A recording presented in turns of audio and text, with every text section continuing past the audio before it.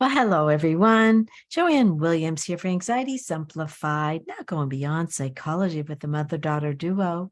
I am Joanne Williams, a 30-year mental health professional, sharing the science of psychology with tips and tools for you to use in your life to handle anxiety simply.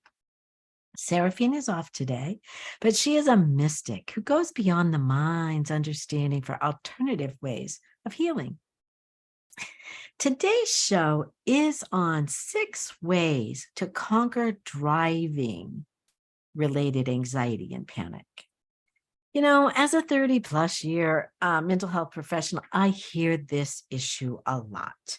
Many times it really spoils a trip, or a spouse will refuse to even go on a trip unless they can drive to feel in control of the driving experience, or a client will make up elaborate excuses why they can't go to avoid having to tell somebody the real reason they don't want to go is because they don't feel like that the driving anxiety will they can handle it, and they'll look embarrassed or it'll ruin something. It's easier to avoid. Avoidance is the problem. And the most common thing I hear is that a past experience of an accident or seeing an accident is now conjuring up the fears that this drive will have the same outcome. I also see that many clients will start with like a driving anxiety or anxiety to fly and or one area of their life or in crowds, and it expands into other areas of their life like driving. The issue and the treatment is to look at what you are thinking in that moment or telling yourself about that probability or possibility in that experience that contributes to this driving anxiety. Mostly what I hear from clients is kind of a worst case scenario thinking about what could happen, or the what ifs that might happen. We'll have an accident, or we'll die, we'll be maimed for life. This thought creates fear or anxiety enough that this discourages them from the experience at hand. Once they start down that imagined path of this negative thinking, they're actually strengthening the fear because they're avoiding it. Oh, it must be bad. Or they are reinforcing the possibility that something bad might happen with a self-fulfilling prophecy. Instead of using their logic to look at the probabilities to help their brain find other ways to look at the situation to reassure themselves. And so this is going to be about exploring symptoms and treatment strategies that can help you manage the condition. If this interferes with your life experience, you really do need to reach out to a professional for help. So what is driving anxiety? It's a fear or a phobia of driving a vehicle that may cause a person to feel uncomfortable driving that creates anxiety. It can result in significant distress and impact somebody's everyday life. They may actually experience emotional distress while driving and avoid certain situations on the road or driving in general. The National Institute of Mental Health explained that specific phobias, which this is considered, is an intense and irrational fear of something that poses little or no danger, real danger. And it's estimated that about 12.5% of American adults experience a specific phobia at some point in their life. For somebody with driving anxiety, the thought of getting into a car might start that anxiety and that thinking starting about driving that produces anxiety. Or they may, just like I said, try to come up with some excuses to avoid the situation where they do need to drive. This alone causes additional stress or anxiety so that others don't see their fear. They'll just avoid so others don't see them or feeling embarrassed about this, this emotional issue. It is important to note that driving anxiety is not an official diagnosis. We use the DSM-5 to diagnose. And it is not an official condition. It is a specific phobia or category. Categories of causes of driving anxiety. For some people, driving anxiety may result from just being in a road accident or witnessing one. However, according to the Anxiety and Depression Association of America, most driving phobias are not related to an experience with an accident. But below are some of the common fears and causes. Past negative experience. A person may remember some kind of past experience they had in a vehicle, or worry about a similar scenario will play out again, such as driving in bad weather, or storms, snow, or fog, being a victim of road rage and afraid of it again, having a panic attack while driving, or getting lost. I have a podcast on panic attacks and on YouTube about how to deal with panic attacks. And that may be really important to understand what's going on. I find that sometimes that's part of it. People just do not understand or know what is going on. That there is some kind of existing anxiety disorder already. People who have anxiety disorders may experience symptoms while driving. For example, if you have generalized anxiety disorder, may cause somebody to, which is kind of like an impending doom might happen. So they might have some difficulty concentrating or making decisions while driving, which again almost goes to a lack of self-confidence. And this can lead to somebody losing their confidence in that moment and their abilities to drive. Additionally, someone who is experiencing significant stress or life changes may be more susceptible at that time to driving anxiety. How about driving alone or in an unfamiliar place? I think we're all kind of on alert a little bit. Oh, we've got GPS now. That's the greatest thing in the world. You know you can get out of it. But some people really fear getting lost while driving, breaking down, or running out of gas. And they may worry that their phone will not have a signal and will not be able to get help. Hear the worst case scenario thinking here. So you need to reassure yourself, I can handle it. I can do it. Additionally, people may feel unsafe driving alone at night or worry that they cannot see potential hazards clearly when it is dark outside. That increases their anxiety. Fear of dying in an accident. Fear may cause a person to consider a worst case scenario and not trust their own or the other driver's abilities. Even though someone may not have been directly experienced a car accident, their imagination may make them feel anxious about the possibilities of dying in an accident and or just being, trapped. And I want you to hear this, that your imagination is actually part of the solution as well as the problem. Our imagination is used like in a placebo effect, that we can use it positive or negative in our benefit or not by thinking this worst. Or you could say, I will make sure I am safe and protected always. I ask for what I want and it is received. You can do some things like that if you believe you can, but believing is part of the placebo effect. In a positive way, I believe I'll be fine no matter what. People that do have anxiety, that have claustrophobia or fear of getting trapped, or while being stationary in traffic, they can have the fear, because they've had previous panic attacks, that they will have one again while driving, because they cannot get out of the car quick enough or get out of the situation to avoid. And so this is where some of the techniques that I used in podcast 150 or in one of the other videos on YouTube, how to calm yourself in just a few minutes, can really work in these moments. And it's the 4 and 8 vagus breathing. And all it is really that combination is what scientists found can calm you in minutes because it stimulates the vagus nerve. And when the vagus nerve gets stimulated, it will send a calming chemical. And it's just breathing in through your nose to the count of 4 and out your mouth to the count of 8. 5 rounds is 1 minute. Do it until, you can count it even. Will help 2, 1, 2, 3, 4 as you breathe in and count the 8 out. And you can do that and just start to feel to relax immediately.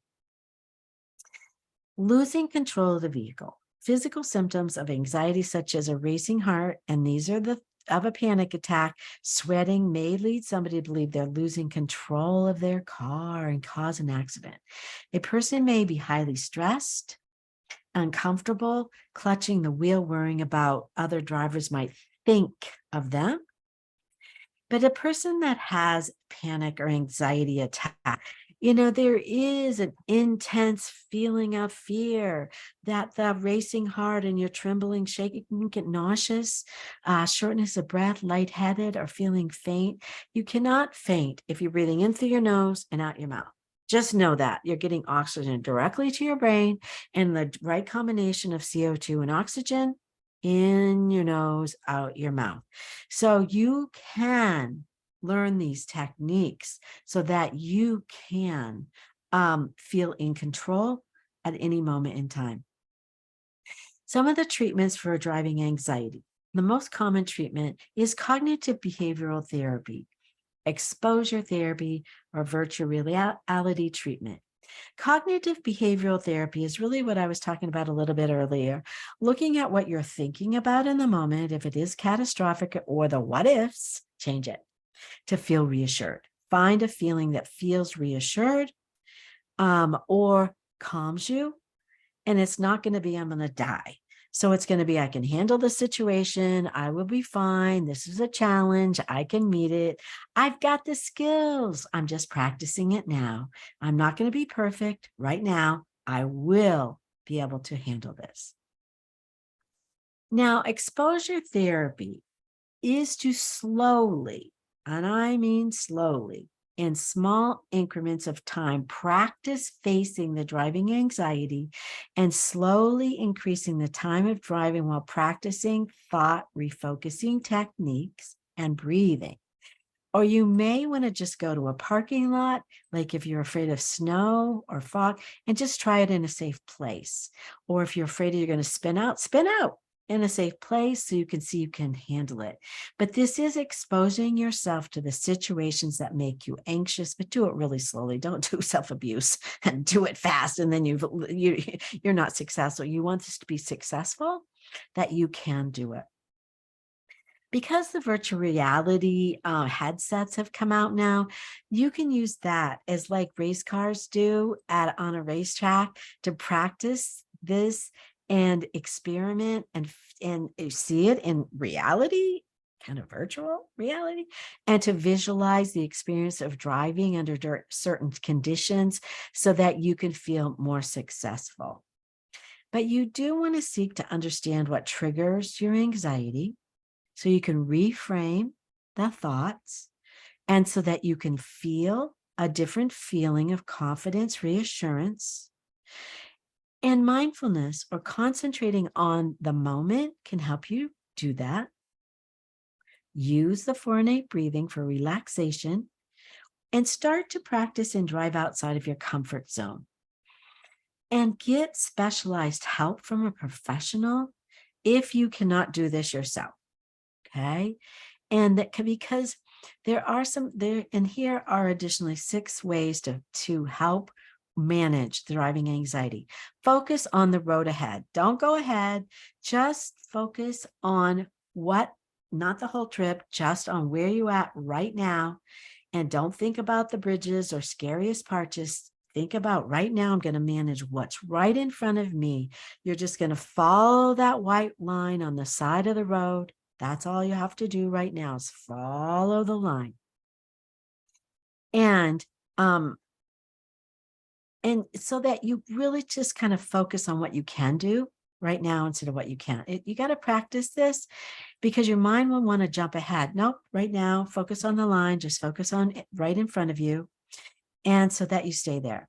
You're going to have to question the catastrophic, the what ifs, assumption thoughts, because that can lead to panic and that disaster awaits you somewhere. It's lurking around. No, you can handle this. Focus on the reassurance and that it's okay. You're going to be fine. You can do this and you are going to be okay no matter what. You can handle it. See it as a challenge. I can handle this. I've done worse in my life. Look what I went through when I went to da da da da da, whatever it was.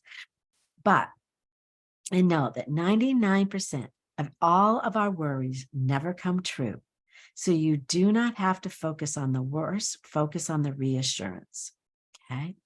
Dismiss emotional reasoning. Sometimes our fears give us valuable information that help us avoid danger. It's preparing. Anxiety is really to get prepared. However, they can be unfounded. Like I said, 99% of these do never come true. I love the definition of worry is unproductive problem solving. And so be aware of the psychic equivalent. Most of the time we can tell ourselves, we can tell the difference between the what's real and the things we imagine. But when we're intensely anxious, this distinction seems to dissolve, a process that's known as psychic equivalence. Under stress, you might default to believing that your mental experience represents perception. When people worry about having a panic attacks can cause enough stress that they're sure they're going to have a panic attack. They forget that's what your mind is imagining. Intense fear can lead to a powerful form of emotional rationing. I can't say it. Rationing. Emotional reasoning, in which the driving related disasters you're afraid of feel like they're reality instead of just it's a fear. When you're relaxed, you know perfectly well that you can handle it. But then on the verge of some of the intense feelings in a panic attack, you forget everything. And so it really is the breathing that could be really helpful in this situation to get that calming chemical into your system. And eliminate, number 5, eliminate avoidance. Every time you avoid, we're afraid of, and you're reinforcing in your brain that something bad is going to happen. So that's not true. You can handle it. You don't have to be afraid of these things. You can trust yourself. Learn to trust yourself. Talk to yourself down and confront the situation and say, I can handle it. Okay. And so number 6, drop safety behaviors as you are ready. Sometimes we do things, so that we can feel okay about them. And dealing with anxiety or panic is to drop behaviors that are intended to prevent panic or avoid disaster if a panic strikes. Common examples when driving include asking for reassurance about the possible consequences of, if I get panic over bridge, please do. No, you're okay. You can do this. Reassure yourself, or doing some kind of repetitive searches on it. No, stop. You got this. Checking traffic before getting on the road. Don't do it. You're fine. Go to the reassurance place. Avoid rush hour so that you have less chance of getting stuck in traffic. You can do this. Practice it on the least rush hour times then. Do it. And don't just avoid certain lanes. You can drive on any lane. You just have to practice it, okay? Or it's dangerous to drive so slowly because it makes you feel safe. Well, it can be a bigger problem. The problem with safety behaviors is that they give your brain the false impression that you would be unsafe without them. So it's okay that you can reassure yourself, but it's not going to help. You're actually reinforcing the fear. All right. So I hope that these can be helpful to you. You can find out more on ways to even handle panic attacks at anxietysimplified.com. There's actually a cheat sheet on ways to go through that thinking process to get to a different emotion. Some people want to get a psychiatric service dog to drive with them. That can be very helpful to calm them. You can go to esapros.com to see if you qualify for a psychiatric service dog to go everywhere with you. You can listen to our radio show, Please, Anxiety Simplified, that goes beyond psychology on Power Me Up station on iHeartRadio, Monday through Friday, 5 p.m. Pacific time. And we have an encore show on Mondays at 4:30 Pacific time. We have a YouTube channel at Anxiety Simplified Podcast, where you can see the videos of these. And for any energy healing sessions with Sarah Fien Coat, you can go to seraphine.com. That's SERRAPHINE.com. But this is never meant to replace therapy or any kind of medical attention if you need it. So always reach out. We're here to help you so that you can live your purpose. That's what we want for you today and every day. This is Joanne Williams, anxietysimplified.com, signing off for today. Bye for now.